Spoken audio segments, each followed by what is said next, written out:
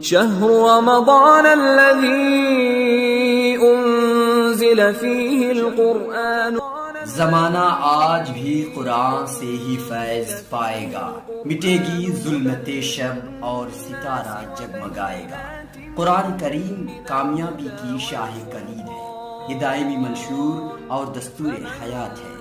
قرآن کریم کا جہاں پڑھنا اور سننا باعث ثواب ہے، وہیں اسے سمجھنا بھی ضروری ہے۔ تو آئیے ناظرین سنتے ہیں اس ماہ رمضان تفسیر قرآن مولانا مفتی جسیم الدین قاسمی کے ساتھ۔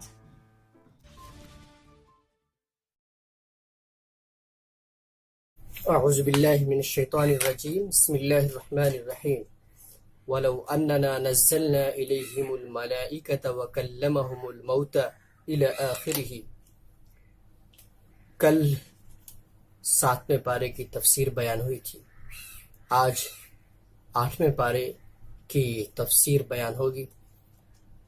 8ویں پارے کی پہلی آیت کے اندر اللہ تبارک و تعالیٰ نے یہ کہا ہے کہ اگر ہم ان کی طرف فرشتے بھیج دیں یا جو مردے لوگ ہیں وہ ان سے بات کر لیں۔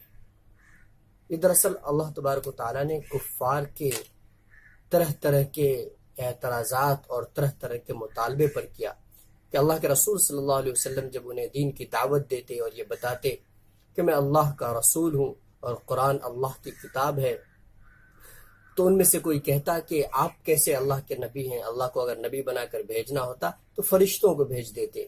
کوئی کہتا کہ قرآن آپ پر کیسے نازل ہوا، وہ بھی تھوڑا تھوڑا ایک ساتھ آنا چاہیے۔ اللہ یہ کہتے ہیں کہ یہ لوگ ہٹ دھرم لوگ ہیں، ماننے کا ارادہ نہیں ہے، صرف اعتراض کرنا چاہتے ہیں۔ ان سے اگر مردے بھی بات کر لیں تب بھی یہ لوگ ماننے والے نہیں ہیں۔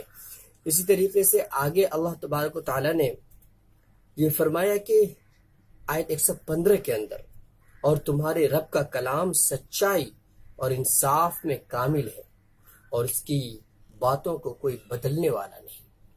اس آیت کے اندر اللہ تبارک و تعالیٰ نے یہ فرمایا کہ اللہ کا جو کلام ہے وہ صحیح ہے اور ناقابل تبدیل ہے۔ قرآن نے جو نظریہ دیا وہ ہمیشہ ویسا ہی رہے گا، اس میں تبدیلی ہونے والی نہیں ہے۔ اور اسی طریقے سے قرآن نے جو کہا ہے وہ سچ ہے، صحیح ہے، اگر ہماری عقل اسے قبول کرے یا نہ کرے وہ صحیح ہے۔ مثال کے طور پر کچھ سالوں پہلے تک قرآن نے جب یہ کہا کہ انسانوں کے اعمال تولے جائیں گے تو بہت سے لوگوں کی عقل میں نہیں آیا کہ اعمال کیسے تولے جائیں گے۔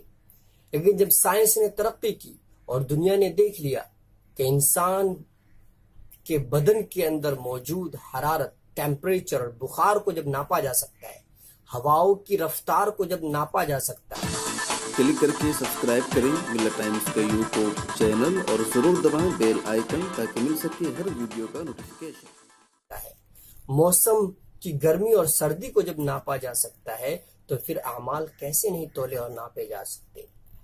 لوگوں کی سمجھ میں آ گیا۔ اسی طریقے سے بہت ساری ایسی چیزیں ہیں کہ سائنس جو ترقی کرے گی، اسلام نے جو نظریہ دیا اور قرآن کریم نے جو باتیں بتائی ہے اس کی صداقت اور واضح ہوتی جائے گی۔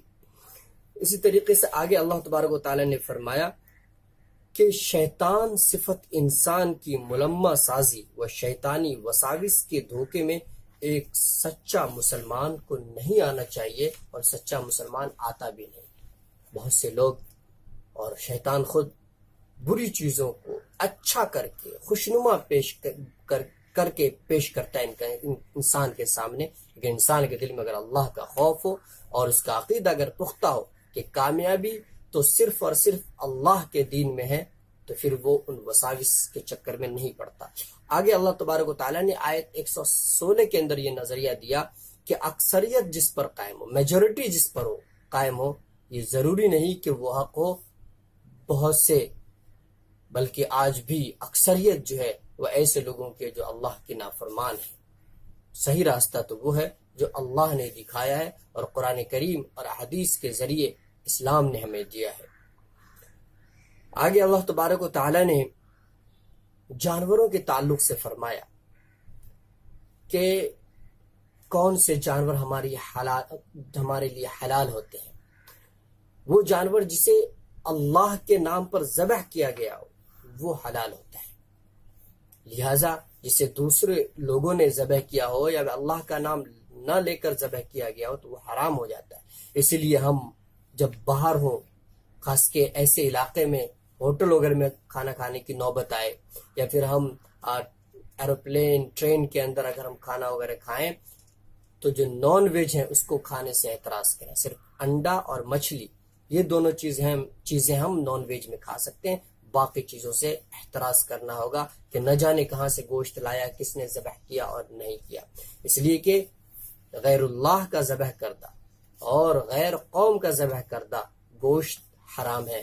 صرف عیسائی اور یہودی، یہ جو دو اہل کتاب ہے، ان کے ذبیحے کو حلال قرار دیا گیا ہے. آگے اللہ تبارک و تعالیٰ نے یہ فرمایا کہ تم ظاہری اور باطنی دونوں طرح کے گناہ چھوڑ دو. ظاہری گناہ تو ظاہر ہے کہ شراب پینا، زنا کرنا، چوری کرنا، گالی دینا، جھوٹ بولنا، غیبت کرنا، یہ سب ظاہری گناہ ہے. لیکن باطنی گناہ جیسے حسد، لوگوں سے جلنا، دل میں بغض رکھنا، کسی کے تئیں ہیٹریٹ رکھنا، اور اسی طریقے تکبر، بغض، دوسروں کی بدخائی، یہ سب باطنی گناہ ہیں. باطنی گناہ اور برائی ہے. اللہ تبارک و تعالیٰ نے فرمایا کہ ظاہری اور باطنی دونوں گناہوں کو چھوڑ دو. آگے اللہ تبارک و تعالیٰ نے رہبانیت کے تعلق سے آیت 122 میں یہ تعلیم دی ہے کہ اسلام میں رہبانیت کی کوئی گنجائش نہیں ہے. رہبانیت کا مطلب یہ ہے کہ انسان یہ سمجھ لے کہ اللہ کی عبادت میں چونکہ کامیابی ہے تو 24 گھنٹے وہ عبادت میں ہی ہے. روزہ رکھ رہا ہے، تہجدیں پڑھ رہا ہے، نوافل پڑھ رہا ہے، اور دنیا سے بالکل الگ تھلگ جنگلوں میں چلے گیا عبادت کے لیے، گھر میں کہیں کونے پہ بیٹھ گیا اور صرف عبادت ہی کرنے. اسلام میں اس کی گنجائش نہیں ہے. اللہ کے رسول صلی اللہ علیہ وسلم نے شادی بھی کی، آپ بچوں کے ساتھ کھیلتے بھی تھے، آپ بیویوں کے ساتھ میاں بیوی جیسے تعلقات بھی بناتے تھے، آپ کھانا بھی کھاتے تھے، آپ دوسروں کے ساتھ اچھا پیش آتے تھے، مہمان نوازی بھی کرتے تھے، دوسروں کے مہمان بھی بنتے تھے. گویا انسان کو ایک نارمل، ایک عام انسان جیسا بن کے رہنا چاہیے، انسانوں میں گھس کر رہنا چاہیے، اور پھر اسلام کی روشنی کو ہمیشہ اپنے ساتھ رکھنا چاہیے. یہ اصل حکم ہے. اسی لیے حقیقت یہ ہے کہ غیر مسلموں کی بڑی تعداد جو مسلمان ہوئی ہے وہ صرف اسلام کے اچھے اخلاق اور اسلام کے ماننے والوں کے اچھے کردار سے متاثر ہو کر. تو اگر ہم علیحدگی پسند بن جائیں، رہبانیت اختیار کر لیں، تو پھر وہ لوگ کیسے اسلام کی تعلیمات سے آشنا ہوں گے اور کیسے اسے وہ جانیں گے.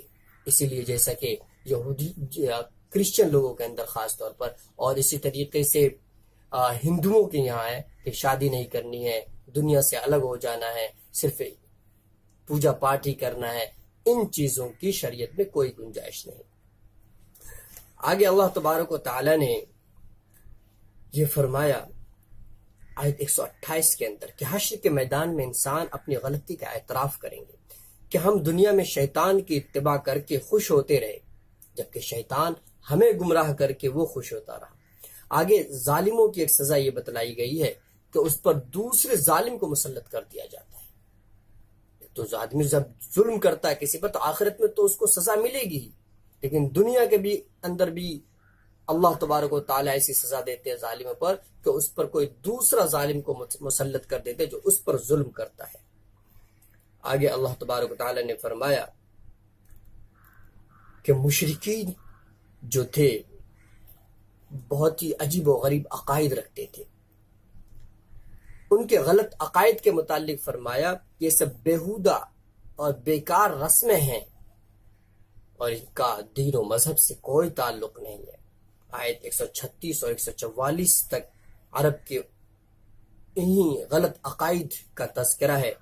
مثال کے طور پر ان لوگوں نے بہت ساری چیزوں کو اپنے لیے حلال قرار دے دیا تھا، خود ہی بہت ساری چیزوں کو حرام قرار دے دیا تھا. اولاد کے تعلق سے عجیب و غریب ان کا طریقہ تھا کہ اولاد کو وہ زندہ قتل کر دیتے تھے. کبھی اس لیے بیٹیوں کو قتل کر دیتے تھے کہ یہ اللہ کی بیٹیاں ہیں، بیٹیاں جو ہیں وہ اللہ کی بیٹیاں ہیں، لہذا انسان کے لیے مناسب نہیں کہ ان کو رکھے. کوئی داماد بنانا اپنے لیے باعث شرم سمجھتا تھا، اس لیے عورتوں کو قتل کر دیتا تھا. کوئی لڑکوں کو اس لیے قتل کر دیتا تھا کہ وہاں اسے وہ کہاں سے کھلائیں گے، یعنی غربت کے خوف سے، رزق کے خوف سے۔ اسی طریقے سے کوئی اپنی اولاد کو، اگر کئی لڑکے پیدا ہو گئے ایک ساتھ، تو بتوں کے نام پر اسے ذبح کر ڈالتے تھے وہ لوگ۔ آج بھی ہندوؤں کے اندر اور بہت سارے لوگوں کے اندر یہ رسم ہے کہ بتوں کے نام پر انسانوں کو ذبح کر دیتے ہیں، ان کی بلی چڑھا دیتے ہیں، دریاؤں کے اندر ڈبو دیتے ہیں۔ یہ سب چیزیں غلط ہیں۔ اللہ تبارک و تعالیٰ نے اولاد کے تعلق سے آگے بھی فرمایا ہے کہ جس طریقے سے ہم نے تمہیں رزق دیا ہے اب تک اور تمہیں رزق دے رہے ہیں، تمہاری اولادوں کو بھی دیں گے، اسی لیے غربت کے خوف سے لا تقتلوا اولادکم خشیۃ املاق، غربت کے خوف سے اپنی اولاد کو قتل نہ کرو۔ اسی لیے 4 مہینے کے بعد حمل کو ضائع کرانا بھی یہ قتل کے حکم میں ہے، اور اس سے پہلے بھی اگر انسان اس خوف سے اس کو ضائع کرتا ہے کہ ہم اسے کھلائیں گے کہاں سے، تو یہ تمام چیزیں ناجائز ہیں۔ اور اللہ کے رسول صلی اللہ علیہ وسلم نے وادن خفی ایک حدیث شریف کے اندر فرمایا کہ ایسا طریقہ اختیار کرنا جس کی وجہ سے اولاد ہی نہ ٹھہر پائے۔ تو اللہ پر اعتماد کر کے ہمیں اپنی اولاد کی پرورش کرنی چاہیے۔ رزق جیسے اللہ نے ہمیں دیا ہے ہماری اولاد کو بھی دیں گے۔ آگے اللہ تبارک و تعالی نے پھلوں اور درختوں کو اللہ کی نعمت کے طور پر شمار کرایا ہے، اور پھر فرمایا کہ ان نعمتوں کی قدر اور ان نعمتوں کے جو حقوق ہیں اس کو ادا کرو۔ ان نعمتوں کے حقوق کیا ہے؟ زکوٰۃ ہے، کہ ان کے اندر بھی غریبوں کا حق ہے، غریبوں کا حق بھی اس میں سے ہم ادا کرتے رہیں۔ آگے مشرکین کے اعتراض کا جواب دیا گیا کہ وہ کہتے تھے کہ اللہ ہمیں شرک پر قادری کیوں کرتے ہیں کہ ہم شرک کریں، ہمیں شرک سے اللہ روک دے۔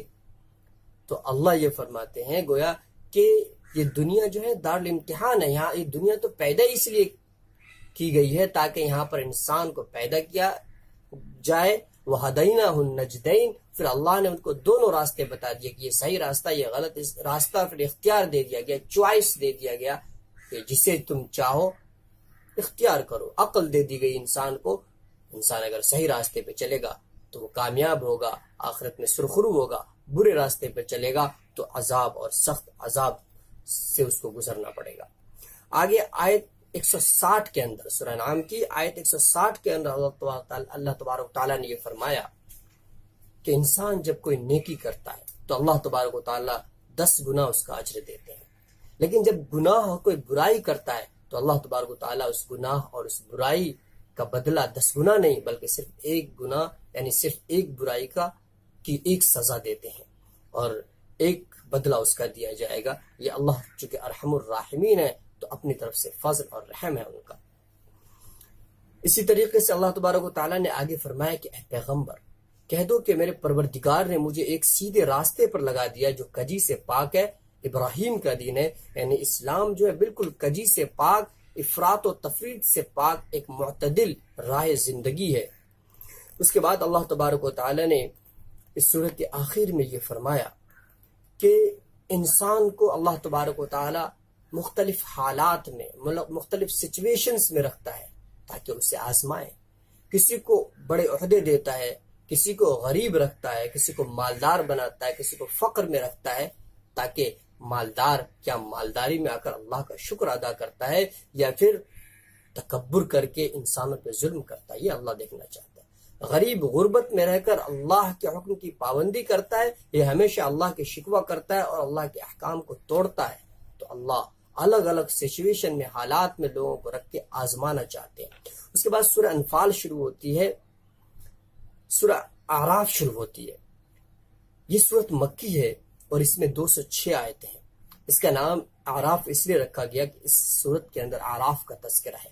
اعراف جنت اور جہنم کے درمیان ایک جگہ ہے، جو جنت اور جہنم کے درمیان اللہ نے ایک اونچی دیوار رکھی ہے، اس دیوار کے پاس یا اس کے اوپر اونچائی پہ ایک جگہ ہے جہاں پر اعراف والے رہیں گے، یعنی اللہ تبارک و تعالیٰ کے دربار میں جب لوگ حاضر ہوں گے تو جن کے گناہ زیادہ ہوں گے اللہ تبارک و تعالیٰ انہیں جہنم میں ڈالیں گے، جن کے اچھے اعمال زیادہ ہوں گے اللہ تبارک و تعالیٰ انہیں جنت کے اندر ڈالیں گے، لیکن وہ لوگ جن کے گناہ اور جن کے اچھے اعمال دونوں کے دونوں برابر ہوں گے تو اللہ تبارک و تعالیٰ ایسے لوگوں کو اعراف میں رکھیں گے، کہ نہ وہ جنت میں جا پائیں گے نہ جہنم میں، دونوں کو دیکھیں گے گویا وہاں پر، اور گویا وہ جنت کو دیکھ کر یہ رش کریں گے کہ کاش اچھے اعمال کیا ہوتا تو اس میں داخل ہوتا، تھوڑا اور اچھا اعمال کر لیتا، اور جہنمیوں کو دیکھ کر ایک حساب سے اللہ تبارک و تعالیٰ سے اس سے عافیت بھی چاہیں گے اور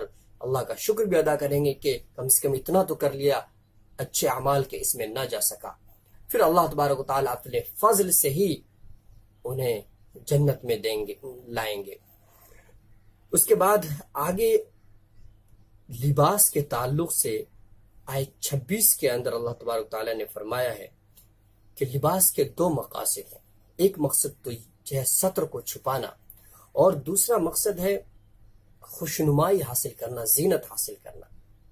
اب اگر لباس سے یہ دونوں چیزیں حاصل نہ ہو، آدمی پہننے کے بعد بدنما لگے، خراب لگے، اسی طریقے سے جو ستر کو چھپانا جو مقصد ہے وہ حاصل نہ ہو تو وہ لباس ہی نہیں۔ اسی لیے اللہ کے رسول صلی اللہ علیہ وسلم نے فرمایا کہ رب کاسیات عاریات، کہ کچھ عورتیں وہ ہوں گی جو کپڑے تو پہنے ہوئے ہوں گی لیکن پھر بھی وہ ننگی ہوں گی۔ اس کا مطلب یہ ہے کہ اس کے بدن پہ کپڑے ہیں لیکن کپڑے اتنے باریک ہیں کہ اس کے جسم کے اعضاء نظر آ رہے ہیں، اس کے سطر نظر آ رہے ہیں، یا کپڑا اتنا ٹائٹ ہے کہ اس کے بدن کی ایک ایک ساخت نظر آ رہی ہے، تو لباس کا جو مقصد ہے وہ اس سے حاصل نہیں ہوا۔ آگے اللہ تبارک و تعالیٰ نے مشرکین کی ایک قبیح رسم کی طرف اشارہ کیا ہے۔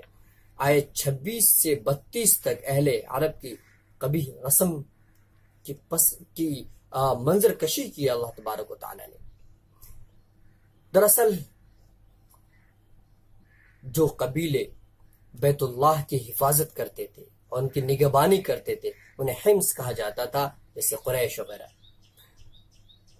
تو یہ لوگ کپڑے پہن کر طواف کرتے تھے، باقی جو لوگ تھے وہ ان لوگوں سے کپڑے مانگتے تھے، اگر یہ لوگ کپڑے دے دیں تو ٹھیک ہے، ورنہ وہ لوگ ننگے ہی طواف کرتے تھے۔ اور ان لوگوں نے یہ عقیدہ بنا رکھا تھا کہ جن کپڑوں کے اندر گناہ کیا ہے آخر اس میں اللہ کے گھر کا طواف کیسے کریں۔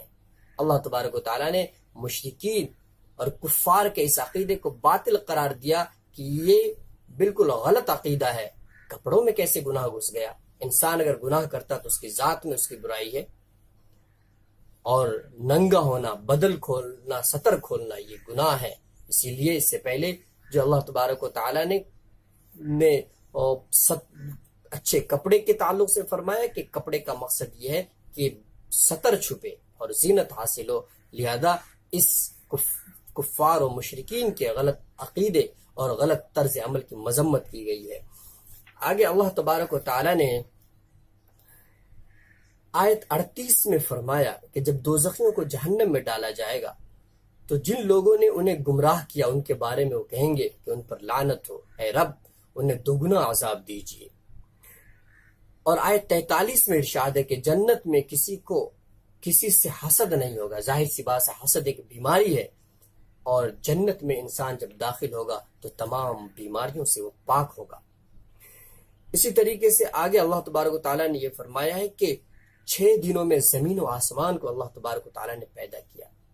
ظاہر سی بات ہے کہ آسمان اور زمین کو پیدا 6 دن میں کیا، اس کا مطلب یہ والے دن نہیں ہے جسے آج ہم دن کہتے ہیں، اس لیے کہ اس کا تعلق تو سورج اور چاند سے ہے۔ اس وقت جب سورج اور چاند تھے ہی نہیں تو پتہ چلا کہ دن سے یہ دن مراد نہیں ہے، یہ رات مراد نہیں ہے، بلکہ اللہ بہتر جانتے ہیں کہ وہ کون سا دن اور کون سی رات مراد ہے۔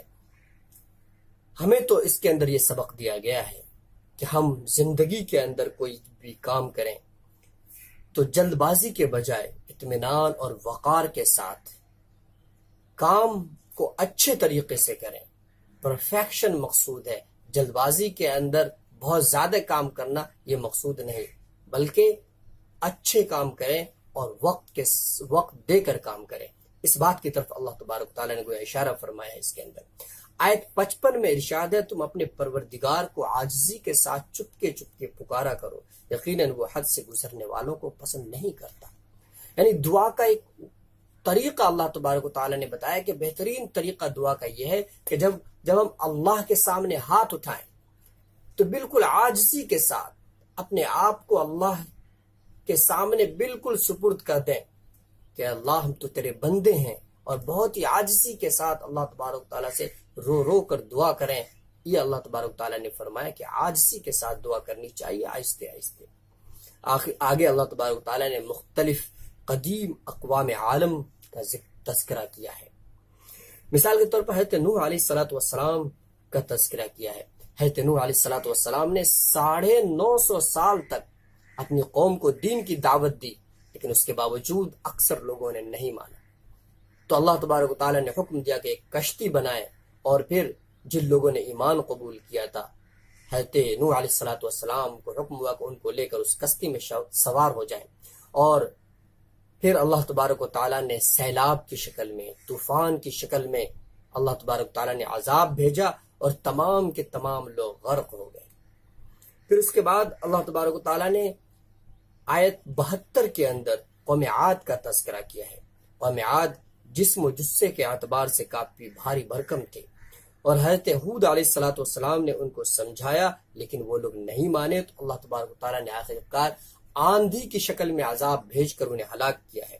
اس کے بعد قوم سمود کا تذکرہ ہے. قوم سمود کی طرف حضرت صالح علیہ السلام نبی بن کر آئے تھے، لیکن قوم کے لوگوں نے سرکشی کی اور ان سے یہ کہا کہ اگر آپ واقعی اللہ کے رسول ہیں تو فلاں پہاڑی سے ایک اونٹنی پیدا کر دیجئے اللہ سے دعا کرا کے.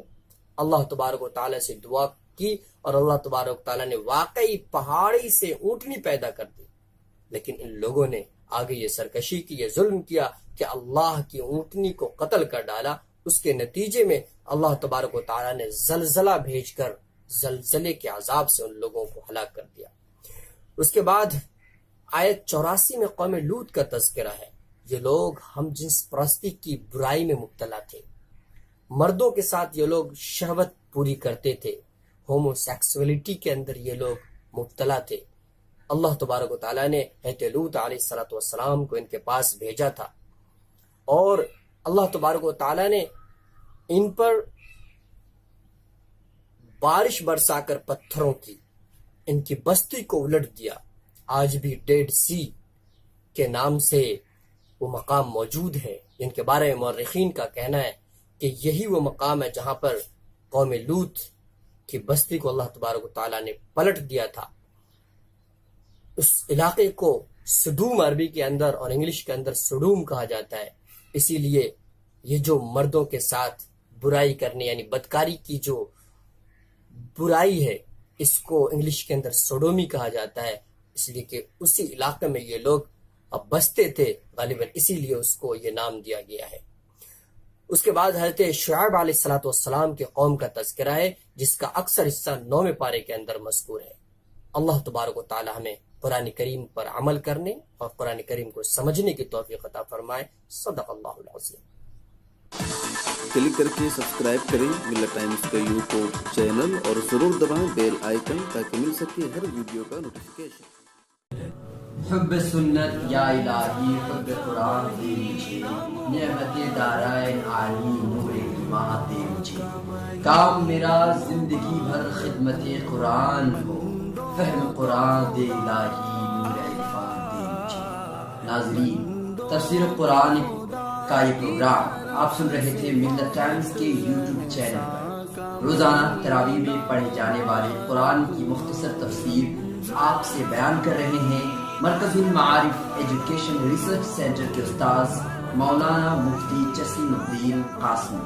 آپ سے درخواست ہے کہ ہمارا یوٹیوب چینل سبسکرائب کریں اور دوسروں تک اس ویڈیو کا لنک شیئر کریں.